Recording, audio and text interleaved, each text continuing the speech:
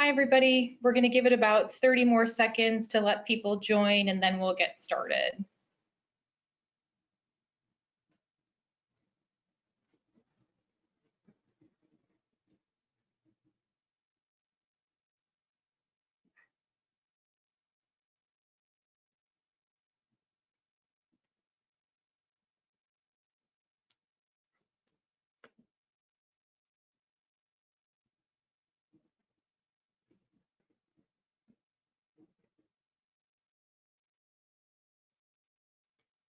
All right, so we'll go ahead and kick it off. Good afternoon, and thanks everybody for joining Sojern's COVID-19 webinar series. Today we're going to be talking about 8 ways to adjust your marketing strategy to help drive business as we start to enter the recovery phase. Forgot I'm not controlling the slides.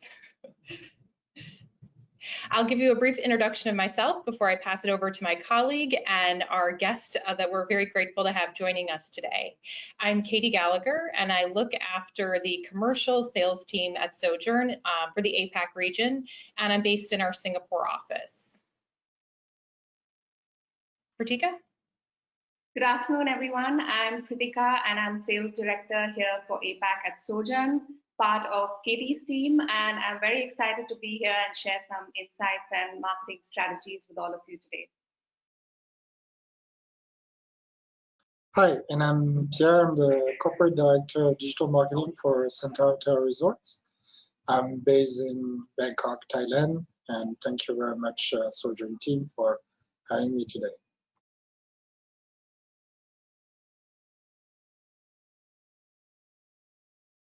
So to take you through an agenda of what you can expect today, we'll start off with who is Sojern and what do we do. Next, we'll get into real-time travel insights and what we're seeing in the market. And then we'll move on to the marketing strategies that we would like to share, followed by a Q&A with our very special guest, Pierre. I'd like to ask that throughout the webinar, if you have any questions, please submit them. We'll get to as many as we can at the end of the call, but any that we can't get to, we'll make sure that someone from Sojern reaches out to you.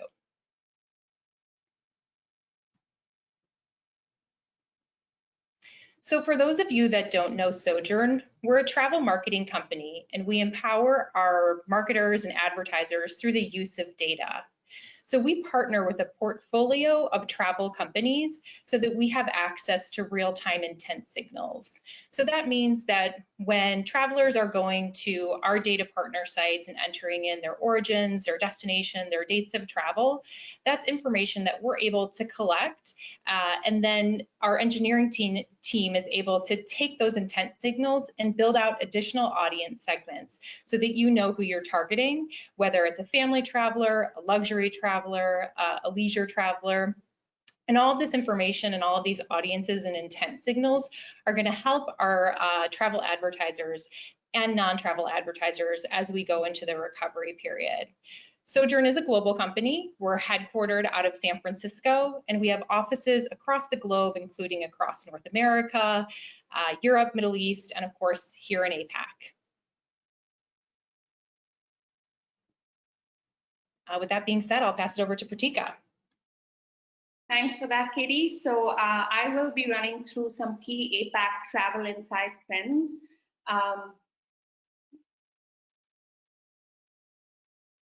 Great. So what we're seeing in APAC is some very positive developments recently, and this is given, the restrictions on lockdowns being eased. There's also talk within APAC of gradual opening of travel. Starting with Singapore, we did end the circuit breaker, and we got into phase 1, which kicked off on the 2nd of June, with some workplaces opening up, and we also have schools gradually opening up. Now, we still have phase 2 and phase 3 that are yet to be announced, so we would have to wait and watch how that pans out. A good notable thing, though, is that we recently heard announcements that certain flight routes will be taking off from Singapore's Changi Airport towards the end of June. And soon there will be passengers who will be allowed to also transit through Singapore. Additionally, Singapore has now announced talks with countries such as China, Australia, New Zealand, South Korea to establish what they call a green lane system. And possibly what this would mean is that travelers going in between these countries would have minimum or possibly no quarantine periods required. Again, we'll have to see how this pans out. With Hong Kong as well, there are talks about APAC travel bubbles being created with neighboring countries.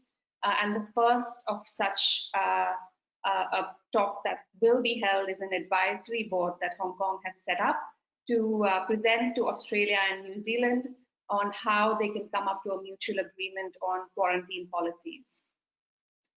Overall, however, what we do see is that domestic travel within certain APAC countries are taking on an increasing appetite for the markets. I will run through this in the coming slides. So again, starting off with Singapore, it's not much of a surprise that the travel demand domestically took quite a sharp dip when the circuit breaker was announced, with people having to stay at home. However, with the announcement of phase one, we are starting to see a bit of an uptick and foresee that this will continue going up as the next two phases are announced.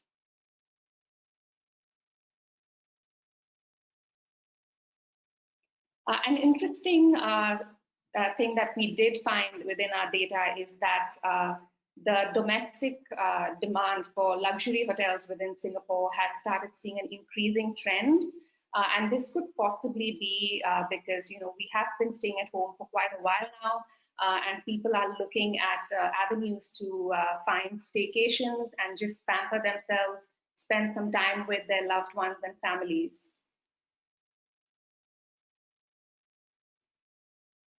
Moving on to China, we have started seeing an increasing demand for flight searches from APAC as well as non-APAC countries of origin into China. And for APAC, when we do dig deeper within our data and the dashboard, what we did see is the countries with the highest travel intent of origin were Australia, New Zealand, Singapore, Malaysia, and the Philippines. Now, again, this is not a huge surprise given all of these talks that are going on with the establishment of green lanes within these countries.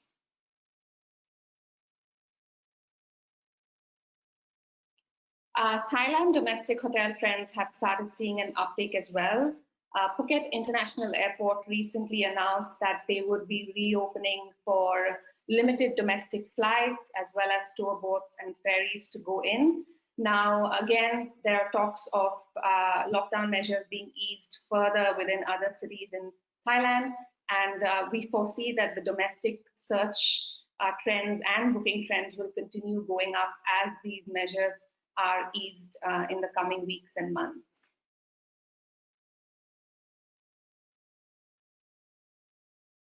Australia has done a fabulous job of flattening the COVID-19 curve. And we did see that in mid-May, Sydney relaxed some of the measures within the city.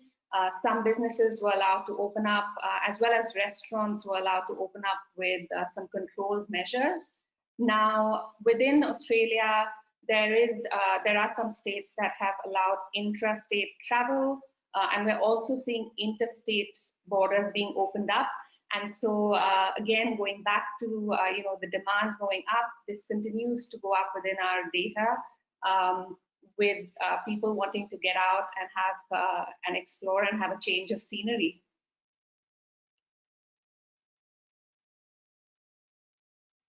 Lastly, for South Korea, we saw an uptick coming in since April.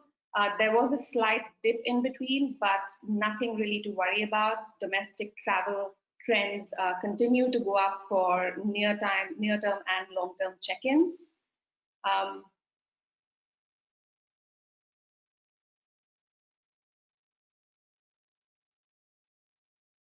We're going to go into a fun poll now, so just waiting for that to load up.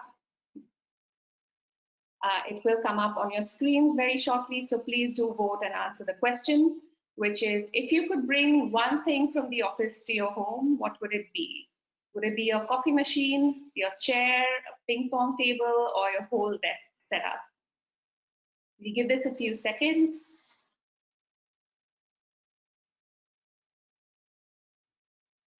Great. Can we have the results, please? Well, I was more geared towards the coffee machine, but I can understand the whole desk setup as well. Perfect.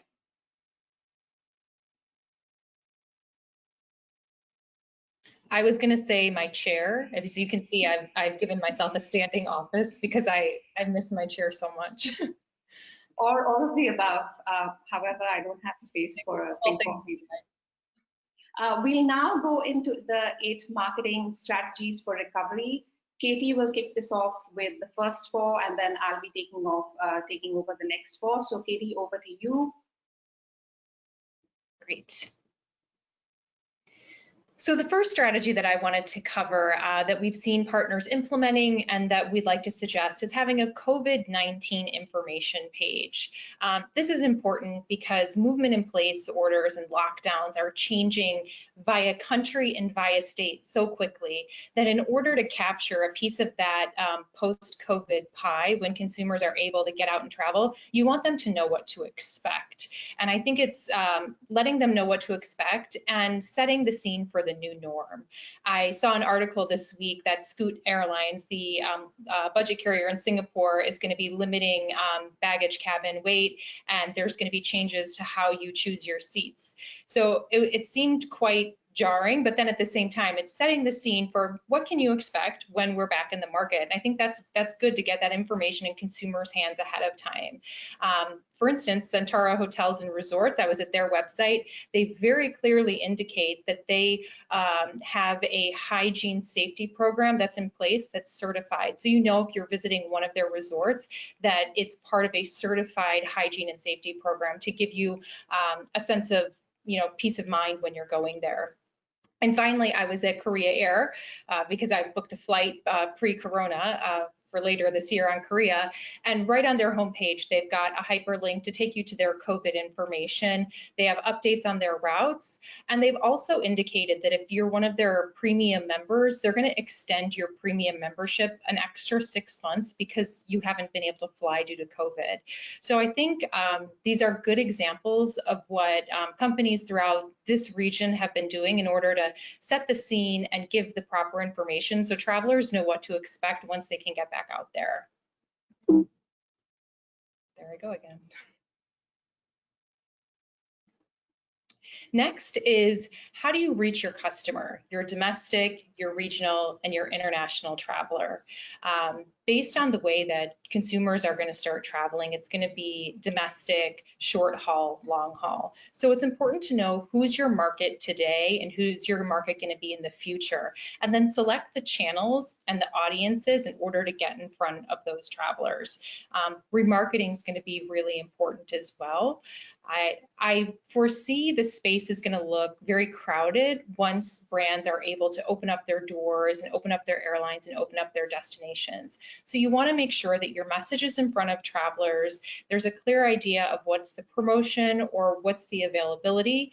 And then because there's going to be a lot of noise in the space, you want to make sure that you're re-engaging them and bringing back them to your site so that they remember what the promotions are and why they should be selecting you as their choice of provider once they're coming back in from their lockdown.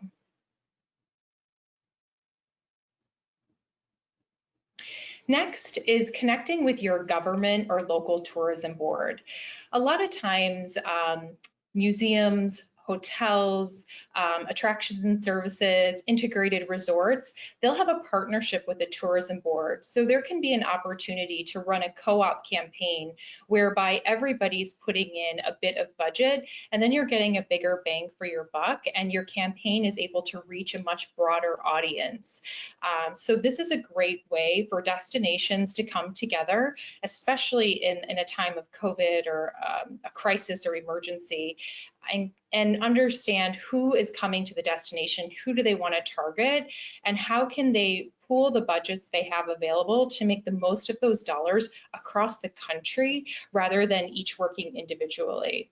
We've seen this working really well in the US and in Europe. Here in APAC, we see it mostly with airlines and tourism boards, but I think the opportunities out there for integrated resorts and museums and other attractions as well. So it's certainly a conversation worth raising if you haven't already.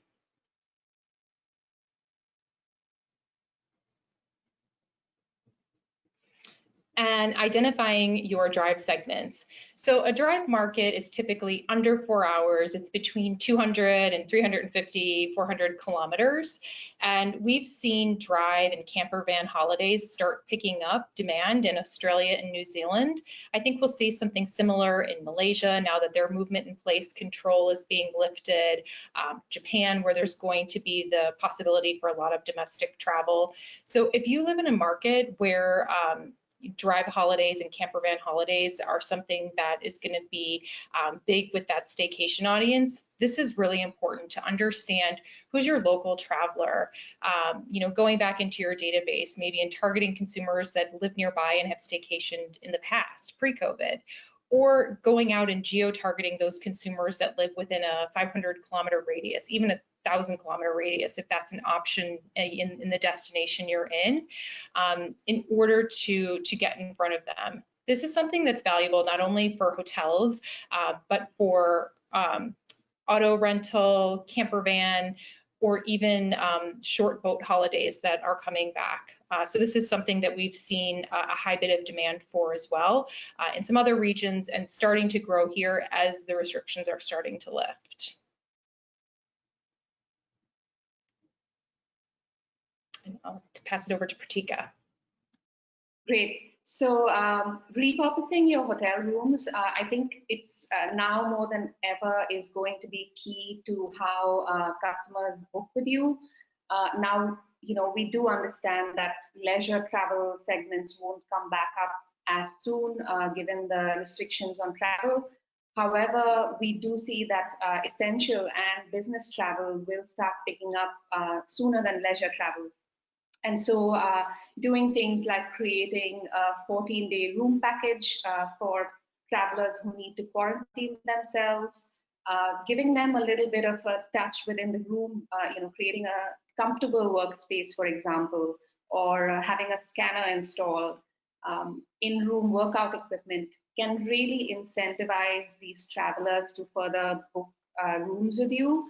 And so that will decide, that may make or break their decision on which property they choose.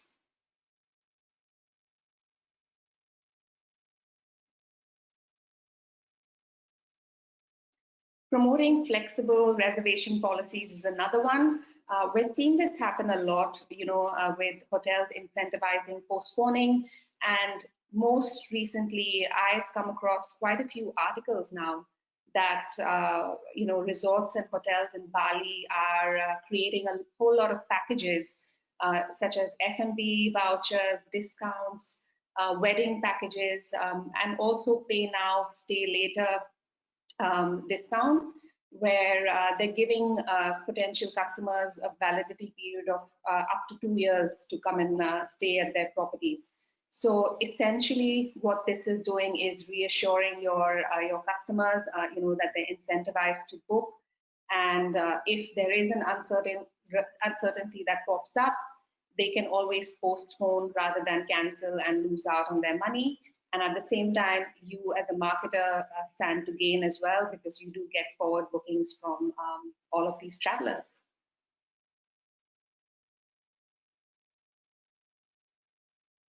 Ramping up food and catering delivery services, we've seen this happen a fair bit in Singapore recently. So if you're a business like a hotel or an attraction that has an F&B outlet or a bar or a restaurant, it can be an amazing additional revenue stream in this period.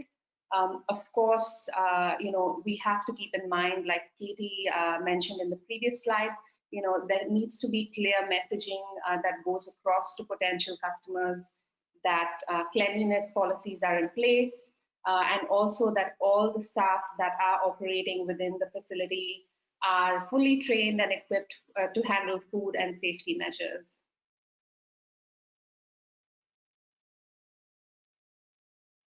And lastly, going virtual. This is one of my favorites. So, we have access to a whole lot of technology right now, and people are here staying home, staying safe. So a couple of examples that I did come across recently is one was for Sentosa, where they created a virtual tour for people to go in and have a tour around the island until they are ready to come back and travel. The other really good one was by Tourism Australia, where they had the Love Australia project that they launched in May. This was a 1-hour broadcast for to make travelers dream of the potential that Australia is. And it was very good to inspire and help travelers understand what Australia has in store for them when they are ready to travel and book their trips there. So really essentially staying top of mind. One other example, and this was very recent, which is why I don't have it up here, is, but you guys can go and check it out later, is the Singapore Tourism Board Singapore Town video that they just released. This is a really nice video featuring local celebrities. They also have the Singapore Airlines cabin crew featured in it, and some famous landmarks that we have here in Singapore, again, to get people to stay top of mind and influence them and let them know that stay home safe, but we're still going to be here with open arms when you're ready to travel. So Katy will now kick this off and lead the Q&A session with Pierre. Katy? Yes, thank you. And we'll welcome back Pierre. I know he's probably hiding. There he is. Great. So Pierre, thanks again for joining us from Thailand, looking after Centara Hotels and Resorts. I know you've got many properties, a lot in Thailand, but then several across the UAE, Southeast Asia, Cambodia, Sri Lanka. So we're really keen to learn from you today. So we're going to start off by asking, what do you think is going to be the most significant changes to travelers' behaviors and habits because of COVID-19? Yeah, thanks, Katy. I think that you mentioned it during your presentation. The hygiene and the safety is going to be the primary concern of guests. We've seen globally all hospitality groups releasing protocols and programs to highlight their effort to bring that safety level required by or expected by our guests. And yeah, that's what matter at this moment in time. Yes, I've heard it mentioned in a couple conversations and webinars over the last couple weeks that hygiene is the new sexy and privacy is the new luxury. So you guys are right on brand with what's going on in the market. So then we want to understand what new channels, if any, has Centara been getting acquainted with as a result of COVID-19? I think first off, we will recognize the fact that for us, pickup will come from domestic market. I mean, you touched on that in the presentation, Pritika. The borders are not yet reopened in Thailand. Most of our hotels are in Thailand. And so we had to refocus our media plan on the domestic market and the channels that are the most converting, I would say. So these will be, of course, social media, Facebook, Instagram, and Line. So we had a strategy online, but we didn't really leverage all their channels. So we've been working on activating display ads also online recently. Okay, that feeds really well into my next question, which was going to be due to the spike in domestic demand that we're seeing across so many markets. How is Centara as a corporate company shifting their marketing message? So it sounds like you guys are moving into channels where you know you're going to see conversions from Thai consumers. Outside of Thailand, has there been any major shift in the corporate marketing messages for some of those properties?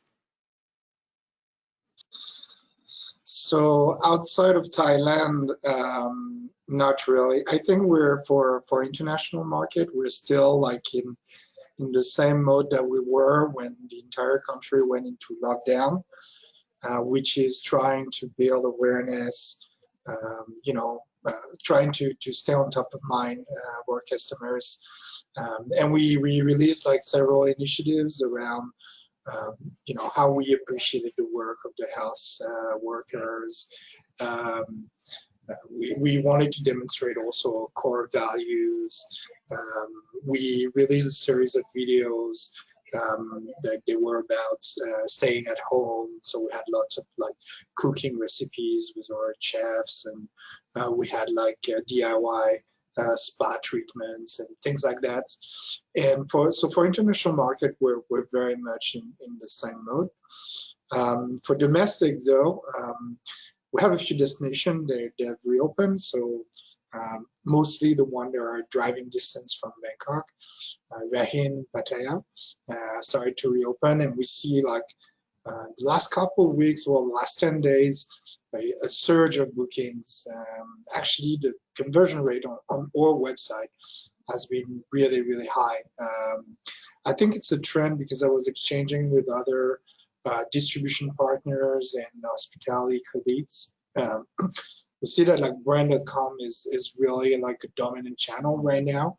OTAs are not yet like resumed their normal conversion trend. And yeah, I'm in charge of brand.com, so I'm quite happy about it. But of course, like, we want revenue from every channels. So yeah, for other destinations, like Phuket, for instance, that you mentioned that the airport will be reopening. That's true. They announced that it will be reopened. The question is exactly when, and we don't have the answer yet. So everybody in the south of Thailand is like, waiting to see when that happens. And I can imagine that once they will have flights going down there, or when they will announce that the airport in Krabi and Phuket is reopened, then we'll see like a surge in bookings from domestic channels there as well. I've seen regionally a small, higher searches than previous months, but it's relatively marginal, I would say, compared to what we had, of course, last year. And one of the biggest long-haul market for us is the US, and right now we're way below what it used to be. So we're really looking forward to the US, overcoming that crisis. Yeah, thank you. So moving on, we know that the pandemic has had a detrimental impact on travel across the entire globe, but it's provided everybody a little bit of unexpected downtime and time to kind of think about what's next. During this time, what's the most interesting or inspirational learning that you've taken away from, having this time and space? I didn't really had anything inspiring, but I thought that there were some funny campaigns out there when the lockdown like started. So following like the scenes that we observed, people rushing into supermarket and trying to buy every toilet paper roll they could find.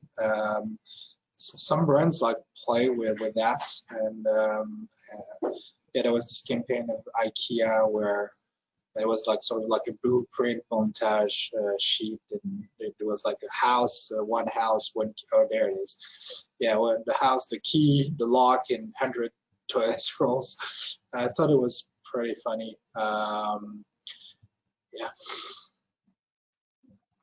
Yeah, I think I saw something pretty funny about toilet paper rolls in the window of a jewelry shop because it was as valuable as diamonds because people, have just gone crazy.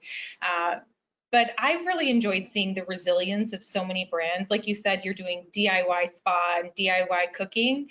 I think it's great to see how everybody comes together because I've then seen groups of people setting up their own calls to then dial into sessions like that so they can have a group cooking class and leverage on the resources that brands like you are offering, but stay home or be alone together. So I've found it very I don't know, it's been very soul filling to see people kind of come together and figure out how to manage this situation that was just so unforeseen for me anyways. Okay, so moving along, as we've been given the opportunity to hit reset because of the COVID-19 situation, what's the biggest change that Centara is going to be making to minimize the impact of a future pandemic? I won't go plural. Well, let's hope there won't be a future pandemic. No, I think like the biggest opportunity slash challenge has been, to change the way we work, to adapt to that situation. And so we're working from home has been difficult for us. As an organization, we were not prepared. We were not really a technology company, so people are hardest time at the beginning to get used to that and set up like conference call and things like this. So that was challenging. I think that this has highlighted issues from an organization standpoint, and we realized that we need to transform from an organization perspective. And so we'll be working on releasing like plans to in case like something of that magnitude happen again in the future, that we'll be much more prepared and we can continue business as almost usual. Yeah, and certainly at Sojern, we're all home-based for safety reasons right now too, so we completely understand what that's like to make that pivot almost overnight. So we've touched a little bit about the certifications of hygiene and safety that the Centara resorts have had, and we know that the health and safety guideline measures that are going to be necessary post-COVID are going to be around for some time to come. So my question for you is, how do you think this will impact infrastructures and your business as a whole for the long term? Well, as you mentioned in the presentation, right? Every hospitality group has tried to come up with like some protocols to reassure their guests, and this translating to actual change from an operation perspective. So we see like all our employees having masks, you have a sanitizer, dispensers, screens, and there's a lot of like things happening at our hotels that really change the way that we operate basically. So this is the most challenging part, I would say. From my perspective, I work for the corporate office, so it doesn't impact me that much, But I'm thinking for all the hotels and people that work in operation, it's really adding a lot into their day-to-day job, and they have to go through like certification and training programs, and we do. So we released the Centara Complete Care program, which is in collaboration or partnership with Ecolab and SGS certification companies. So we really want to get to that standard that our guests expect. Yeah, it's great to hear the measures that Centara has gone through and so many other brands taking safety to the utmost level. And even I didn't realize there was an additional training that's required of all the staff. So lots of changes in the space, which brings me to my next question of What do you think it's going to take to get consumers' confidence levels for traveling back at where they were in 2019? I think it will be difficult, to be honest with you, in 2020. But on top of like those hygiene and safety standards that are just like mandatory, I think people are still nervous to travel because they don't really know what's going to happen in the future. Of course, everybody's keen to travel again and to have the economy resume, but the virus is still out there actually, and so you hear on TV there will be a second wave, third wave.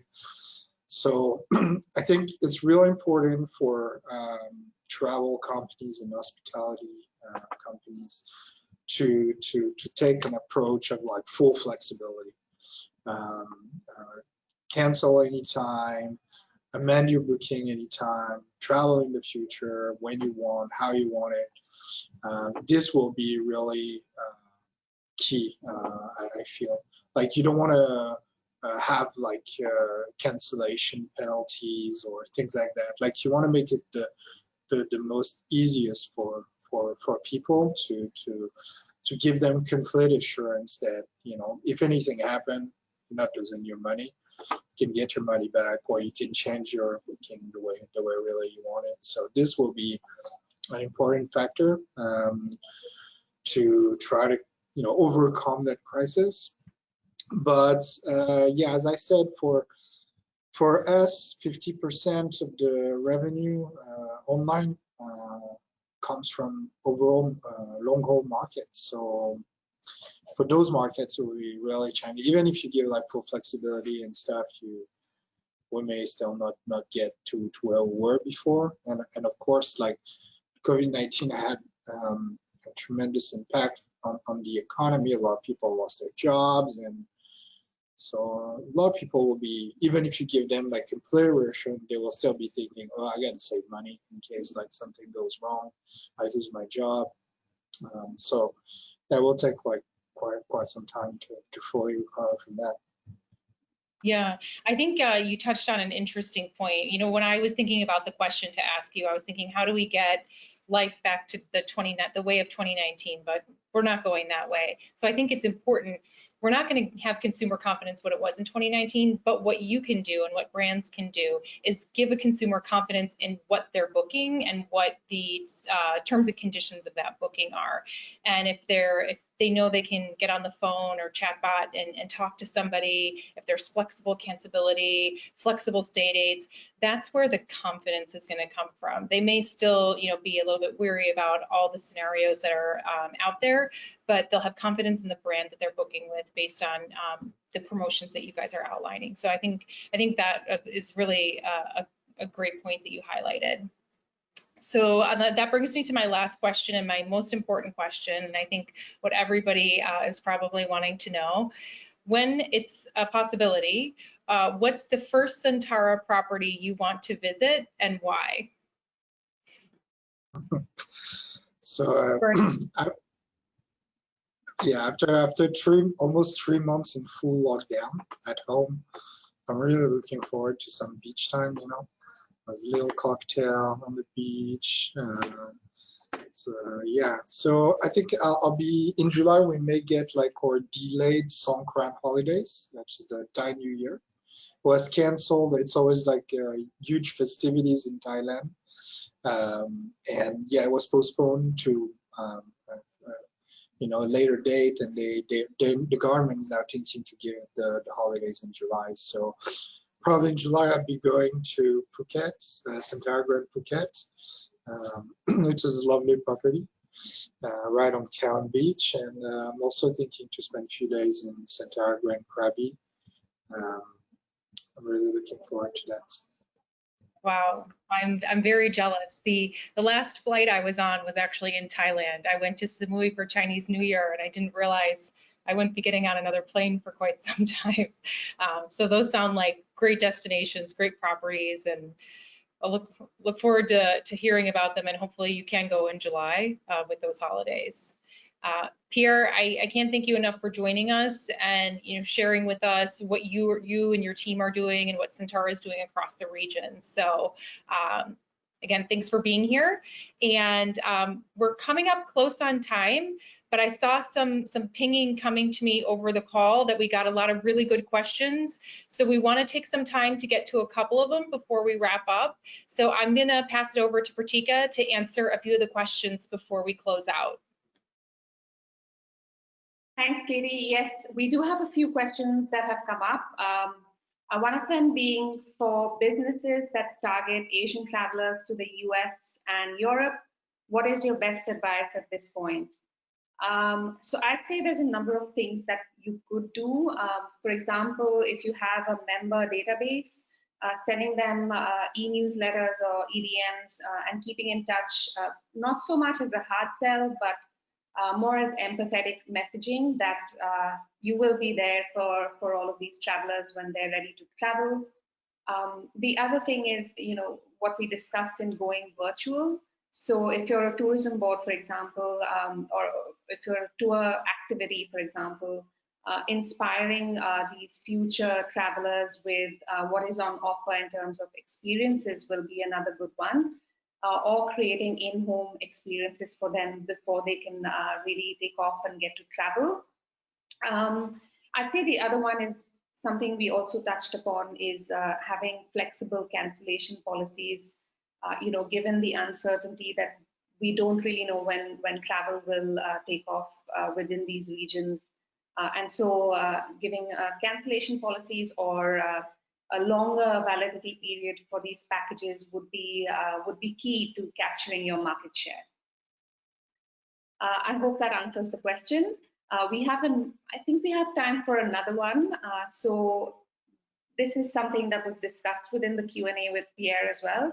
So they've asked, what are the health and cleanliness measures that businesses are putting into place now? So as we did see with the Q&A with Katy, there are hotels like Centara that are putting a lot of measures into place to win customers over and to reassure them. In Singapore, for example, what they've established is something called SG Clean. So it's a designation that will be allocated to certify hotels, attractions, F&B outlets, as well as retail outlets to sort of give travelers and locals the peace of mind that they are all certified. Most recently, I read yesterday is that, to give an example of an airline, is Singapore Airlines, who have announced enhanced cleaning measures.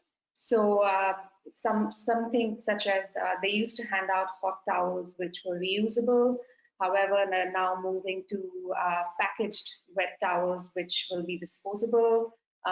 They're also implementing fogging of the aircraft on ground when they fly into Wuhan. So that's another measure that's been put into place. And I believe that there will be additional cabin and restroom cleaning measures that they put into place as well. Again, to reassure and to have all of these put into place. So I hope that answers as well. And with that, we have come to a wrap. Pierre, I'd like to thank you once again for joining in. It was a very good Q&A session. I'd also like to thank all of the attendees for coming in today.